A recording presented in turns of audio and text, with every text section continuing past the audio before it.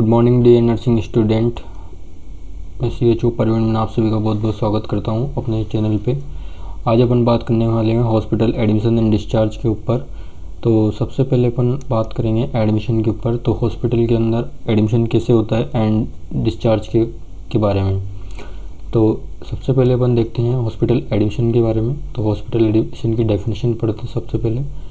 तो किसी भी पेशेंट का हॉस्पिटल के अंदर एडमिशन होना, तो क्या पॉइंट ऑफ व्यू या क्या पर्पस हो सकता है इसके। तो मेनली तो admission of a patient mean allowing and facilitating a patient to stay in a hospital area for observation, investigation and treatment of disease.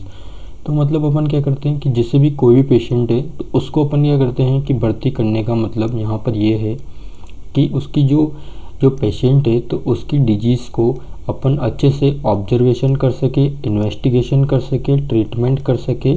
तो उसके लिए अपन क्या करते हैं हॉस्पिटल एरिया के अंदर उसको एडमिशन करते हैं, तो उसको अनुमति देते हैं कि ताकि वह ये सुविधा ले सके।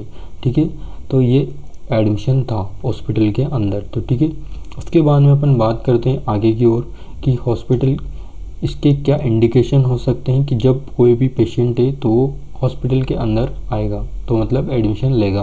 तो क्या संकेत हो सकते हैं इंडिकेशन मतलब, तो थेराप्यूटिक एस्पेक्ट के अकॉर्डिंग वो यानी कि फॉर ट्रीटमेंट, जैसे कि कोई एक्यूट कंडीशन हो या क्रॉनिक कंडीशन हो तो उसके अकॉर्डिंग वो आएगा। ठीक है, उसके बाद में for observation for health status, तो अगर उसको अपना हेल्थ स्टेटस ऑब्जर्वेशन कराना है तो उसके लिए आ सकता है, ये इंडिकेशन है इसलिए एडमिशन ले सकता है। ठीक है, या अपनी फॉलोअप सर्विस करना उसको उसके लिए, या कोई एमरजेंसी बेसिस उसको हो गई हो तो एमरजेंसी वो एडमिशन ले सकता है। उसके बाद में अपन बात करते हैं आगे की ओर जो कि टाइप्स ऑफ एडमिशन के बारे में बात करेंगे। टाइप्स ऑफ एडमिशन में क्या होता है कि जैसे बेसिकली अपन एक नॉर्मली रूटीन चेकअप के लिए जो कि जाते हैं, बाकी कोई एमरजेंसी सिचुएशन हो तो दो प्रकार के एडमिशन के टाइप्स होते हैं।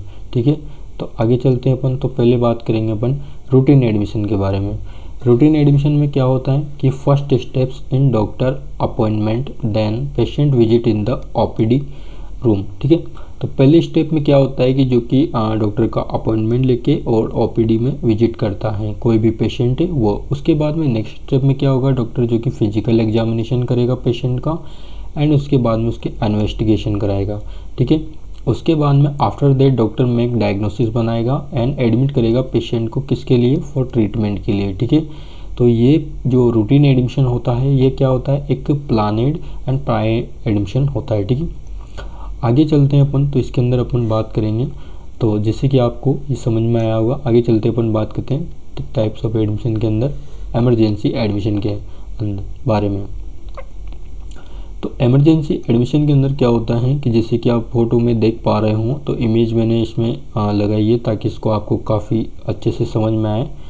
तो एमरजेंसी एडमिशन के अंदर हम बात करते हैं तो इसके अंदर देखते हैं कि जैसे कि कोई भी क्रिटिकल सिचुएशन होती है या कोई भी एमरजेंसी होती है तो admission with the no prior planning because is a sudden illness, injury and worsening of existing condition. Okay, तो इसमें क्या होता है कि कोई भी जैसे कि कोई भी सडनली उसको इलनेस, इंजरी हुई हो या किसी भी एग्जिस्टिंग कंडीशन है तो उसके अकॉर्डिंग वो एडमिशन लेता है। ठीक है, जैसे कि पेशेंट विद सीवियर कंडीशन जैसे कि क्रिटिकली इल हो, अनस्टेबल हेल्थ स्टेटस हो उसका, तो वो डायरेक्टली एडमिट हो जाएगा कहाँ पर, एमरजेंसी ब्लॉक के अंदर एंड ट्रीटमेंट स्टार्ट करेंगे after admission process and depending upon the patient condition, तो पेशेंट की कंडीशन कैसी है उसके अकॉर्डिंग। ठीक है, उसके बाद में after receive the treatment from emergency and patient को क्या किया जाएगा, शिफ्ट कर दिया जाएगा कहाँ पर, या तो उसको ICU में शिफ्ट किया जाएगा उसकी कंडीशन के अकॉर्डिंग या फिर जनरल वार्ड के उसको शिफ्ट किया जाएगा।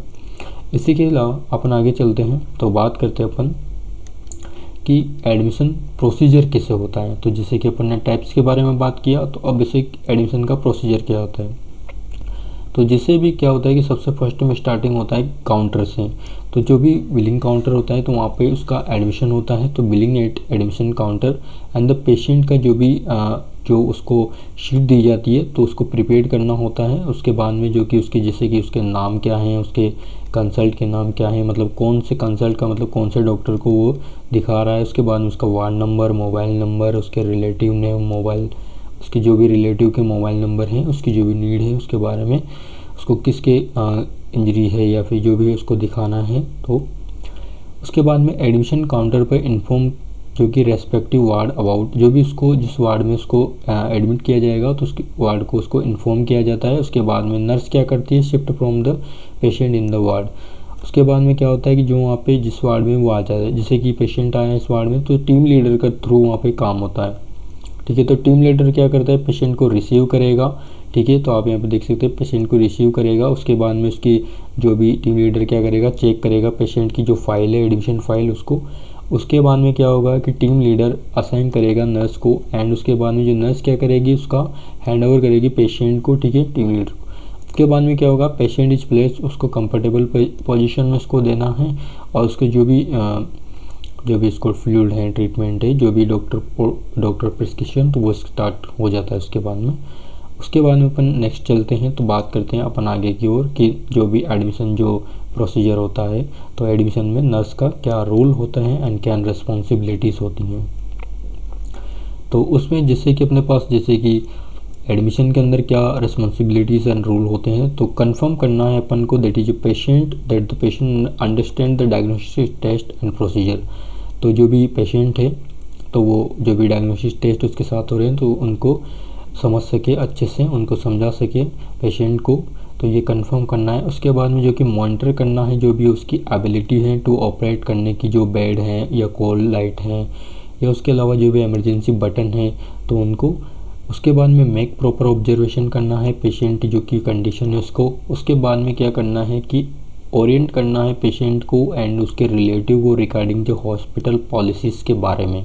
ठीक है, जो भी हॉस्पिटल की जो पॉलिसीज़ हैं, तो उसके बारे में पेशेंट को एंड पेशेंट के जो भी रिलेटिव्स हैं, तो उनको अपन को क्या करना है, उसको अवेयर करना है, उसको क्या करना है, ओरिएंट करना है। ठीक है, तो आगे चलते हैं, तो अपन इसमें देखते हैं।